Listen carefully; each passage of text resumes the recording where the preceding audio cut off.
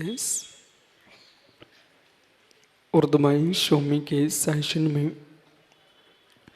हम से भ्रजते हैं।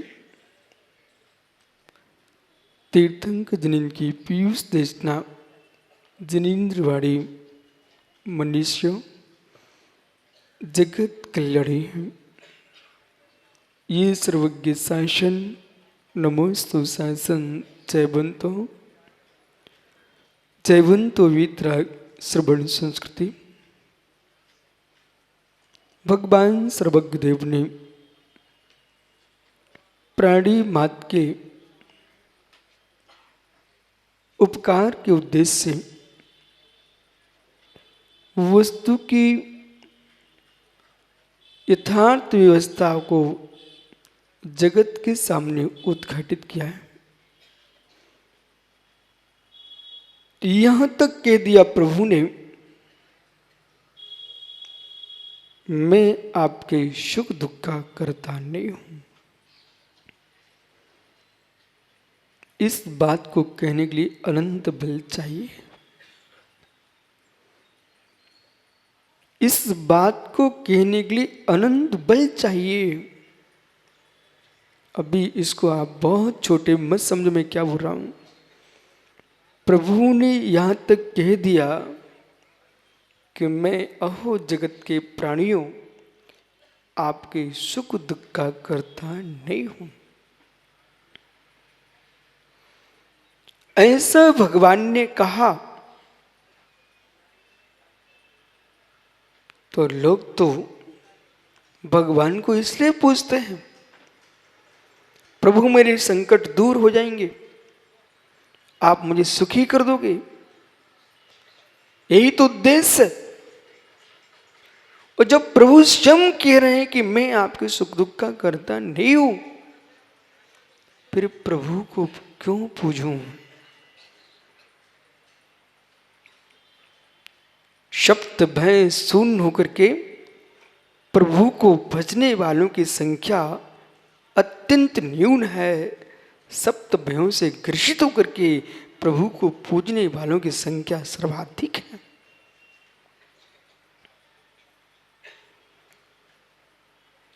अपने संकटों को दूर करने के लिए प्रभु के पास जाने वाले बहुत हैं। सुखी होने के लिए प्रभु के पास जाने वाले बहुत हैं। वे जीव प्राचार्य जी बहुत कम हैं। हे नाथ, मुझे मालूम है न पूज यारते तो बीत रागे है, बीत रागे न निंदा नाथ विवांत वेरे। आपकी निंदा करूं तो आप बैर धारण नहीं करते हो, आपकी पूजा करूं तो आप प्रसन्न नहीं होते हो, आप तटस्थ हो, मध्यस्थ हो। फिर भी आपकी पूजा की भक्ति के नियोग से अपने परिणामों को प्रशस्त करके मैं पूजा के फल को प्राप्त कर ही लेता हूं।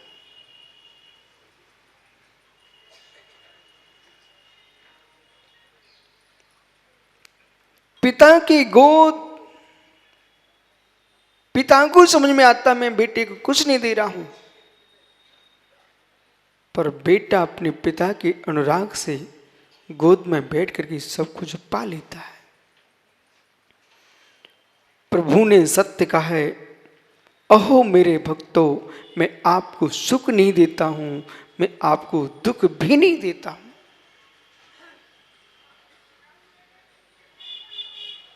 प्रमोद नंदीश्वर यानी इतनी सी बात को कहने के लिए बहुत पुरुषार्थ, अनंत बल चाहिए। आज यदि सर्वज्ञ किसी व्यक्ति को टूटी पेंसिल भी तुमने पकड़ा दी तो व्यक्ति 50 जगह कहना चाहता है मैंने इसको दिया है। किसी गरीब के बच्चे को आपने एक बार फीस भर दी हो, वो अच्छा पढ़ लिख करके उच्च पदों पर पहुंचता है, और कहीं आपको सामने दिख गया तो सबसे पहले आपके मुख से निकलता है, इसको फीस मैंने दी थी।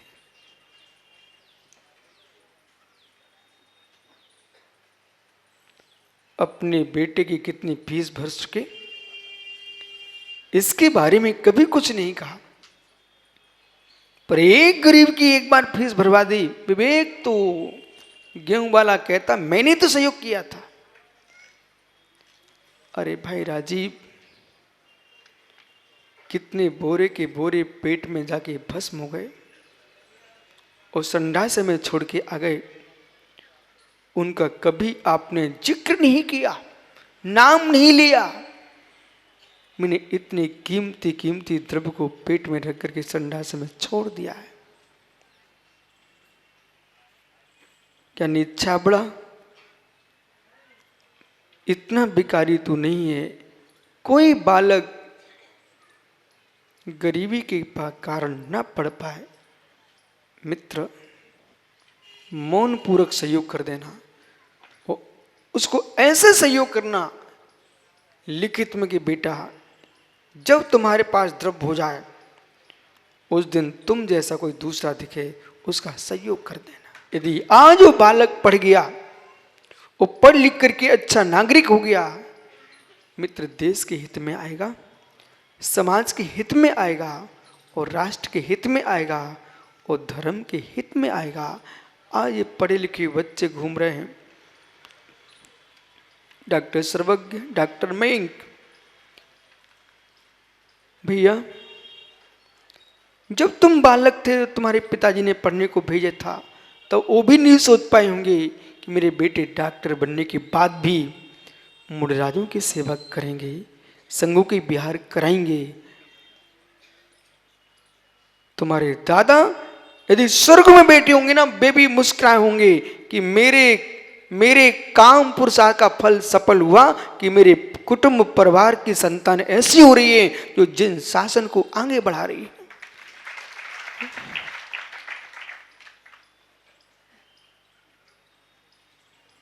पर कर्तव्य छोड़ करके एक सिलाई की मशीन किसी गरीब मां को दे दी, उसकी इतनी हंसी मत कराना कि पेपरों में छपाना कि मैं अमुक बाई को सिलाई की मशीन दी। भदौरिया जी, जितनी मशीन की खुशी नहीं होगी उसको अपनी गरीबी का दुख होगा कि आज मैं जिस कुटुंब में जन्मी थी, जिसकी बहू बन के आई थी, आज मैं क्या देख रही हूं। वे धन्य जीव हैं। प्राचार्य जी उपकार करने के बाद उपकार भूल जाते हैं, वे ही सच्चे उपकारी होते हैं। ऐसा उपकार मत करने जाना प्रकाश भैया की एक सिलाई की मशीन दी किसी माँ को, किसी गरीब आदमी को एक तुमने हाथ का ठेला पकड़ा दिया और सबसे पहले तुम सब के सब मिलके फोटो खिंचवाया और पेपरों में डाल दिया। जब तक वो उसके घर में ठेला नहीं पहुंच पाया उसके पहले पेपरों में समाचार छप चुके थे। और जब घर पहुंचा तो मित्र बेटे कह रहे थे पिताजी आपका फोटो आया देखो। जगत में देने वाला ऊंचा ही रहता है, जगत में देने वाला ऊंचा ही रहता है, लेने वाला हर समय नीचा ही होता है। ऐसे काम करो, ऐसे काम करो कि ऐसी असाता न आ पाए जो किसी के सामने हाथ फैलाना पड़े।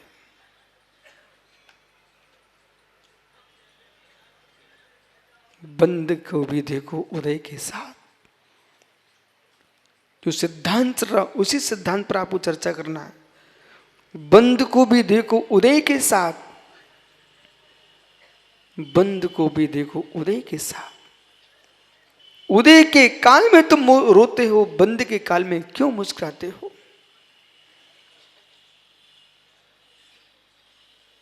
असाता का बंद हुआ कैसे? असाता का बंद हुआ कैसे? दुख शोक। कुछ लोगों की आदत होती भदौरिया जी, राज्य पद भी दे दिया जाए तब भी बेचारे सुख से नहीं जीते। उनको अगला राज्य चाहिए, अगला राज्य चाहिए। अपने राज्य का भोग नहीं कर रहे हैं, दूसरे के राज्य को खींचने की भावना चल रही है, उसमें दुखी हैं।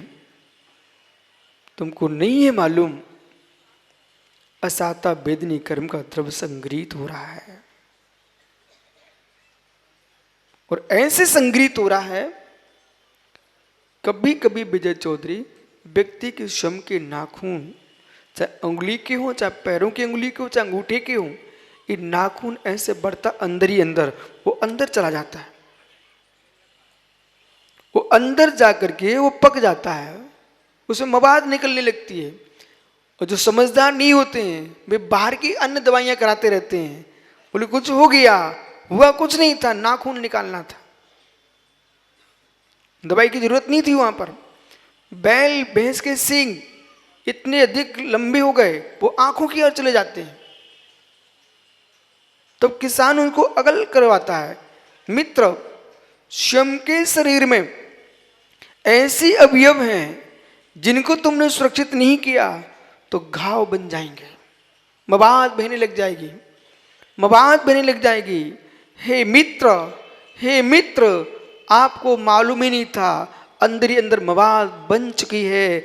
ऐसी अहो ज्ञानियों, तुम सोच रहे थे हम ऐसे दुखी होकर के हम सुख पाएंगे, तुमने भविष्य के लिए मवाद खड़ी कर लिए, अगली पर्याय में ये मवाद तुमको दुर्गंध देगी। ठंडी का मौसम था और राकेश पंडित जी, इनको लघु संकल की रिविजन भैया, सोचता है कौन जाए बाहर, वो धीरे से देखा, कमरे के अंदर सीढ़ियों पर बैठ गया।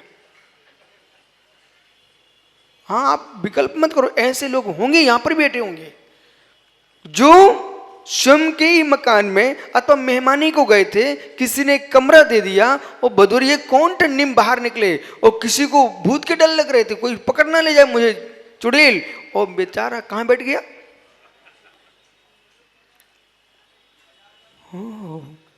ज्ञानी बैठ तो गए तुम, पर तुमको शर्म आना चाहिए, उसके बाद दुर्गंध कौन सूंघेगा।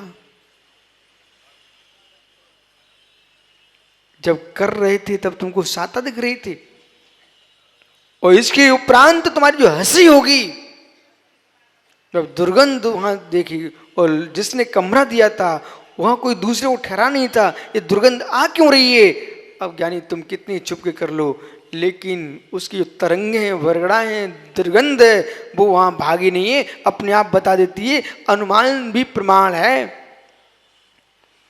दुर्गंध की अनुमान से बोध हो चुका है सामने वाले को कि इसे, जिसे मैं पंडित समझता था वो अज्ञानी निकला, उसने कमरे में ही बैठ के लघु शंका कर ली है। मित्र, दुर्गंध फैली, हंसी हुई, किसकी?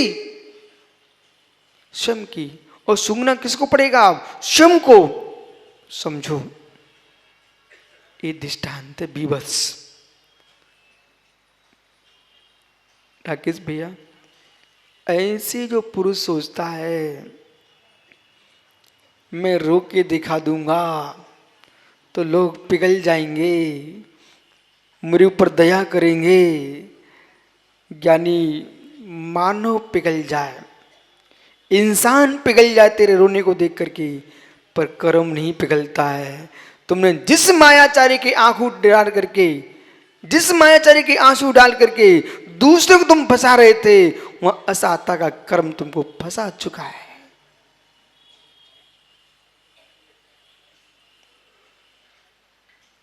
भदौरिया जी, एक गांव में रह करके बहुत सारा ज्ञान नहीं होता।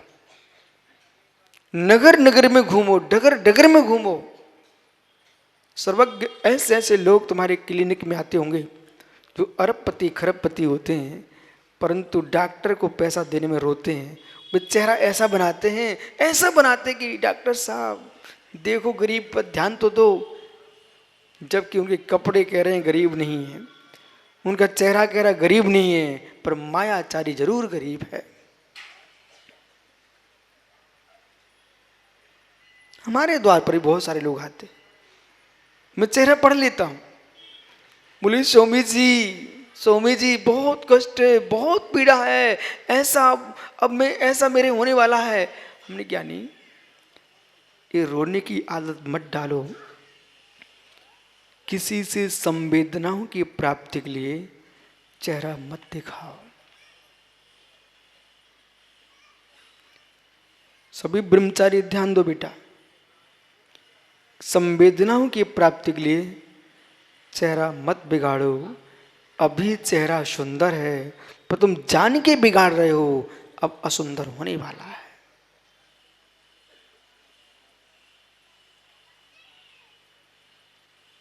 जितने भाई बंधु माता बहनें किंचित भी तुमको रोग हो, पीड़ा हो, ऐसा चेहरा मत बनाना कि लोग तुम्हारे ऊपर दया करें, लोग आप पर दया करें। ऐसा चेहरा मत बनाना। ये मत सोचना कि मेरा चेहरा ऐसा बन जाएगा तो कम से कम लोग सांत्वना तो देंगे, पूछेंगे तो सही, बोले कैसे हो तुम। है मित्र, वे जरूर पूछ लेंगे यदि तुम्हारा पुण्य हुआ तो, लेकिन असाता कर्म तुमको नियम से पूछेगा।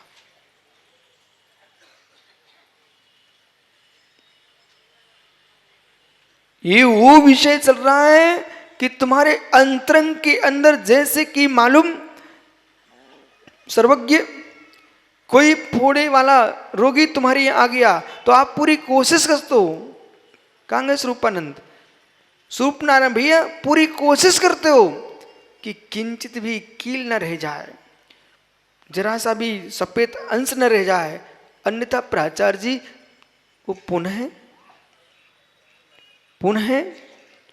फोड़े में मवाद पड़ना प्रारंभ हो जाएगा। विषय पकड़िए। इतने अच्छे आप लोग वैद्य हो कि रोगी को एक समय का रोना तुम देखना पसंद करते हो रमेश भैया, लेकिन उसके मवाद को पूरी बाहर करना चाह रहे हो तो, क्योंकि पुनः फोड़ा ना हो जाए, पुनः मवाद ना बढ़ने लग जाए। प्रमोद भैया पपड़ी पड़ गई है तो ठीक मत मान लेना, फोड़ा हुआ है ऊपर पपड़ी आ गई सफेद सफेद, उसको ठीक मत मान लेना। उसमें ये देखना मवाद समाप्त हुई कि नहीं हुई है, उसकी फोड़े की कील निकली कि नहीं निकली है। ऐसे राकेश भैया कभी भी जिनदेन देव के गढ़धर की गद्दी पे बैठो, व्यास की गद्दी पे तुम उपदेश करने बैठे हो, मित्र गढ़धर की गद्दी पे तुम प्रवचन करने बैठे हो, उस वैद्य की भांति करुणाशील बन के उपदेश करना कि एक भी तत्व का निर्णय बच ना जाए, और इन जीवों को संपूर्ण विषय समझा देना कि किंचित भी बच गया तो इनको मवाद पुनः हो जाएगा। ये अंदर की शल्य क्रिया चल रही है, अंदर की शल्य क्रिया। बोले क्या कि जो व्यक्ति, और होता है ऐसा, अशोक आप कोई भोले भाले नहीं हो, जरा सा सिर दर्द करता है तो आप सोचते हो कि थोड़ा ऐसा चेहरा बनाऊं तो कम से कम पंकज ये तो पूछ ले कि क्या है। एक सहज बन रहा है, शरीर की प्रवृत्ति है, उससे हम नहीं टाल पाएंगे, लेकिन भावों में क्या ताकत होती है, भावों में क्या ताकत होती है। ये विजय चौधरी ये जो है ना, ये बहुत बड़ा यंत्र है, बहुत बड़ा यंत्र है। चेहरा बहुत बड़ा यंत्र है। आप सर्वज्ञ नहीं हो, आप केवली नहीं हो, अवधि ज्ञानी नहीं हो, मना परे ज्ञानी नहीं हो, कोई बात नहीं। इस कलयुग में मात्र चेहरा पढ़ना सीख लो तो बहुत सारे छलों से बच जाओगे।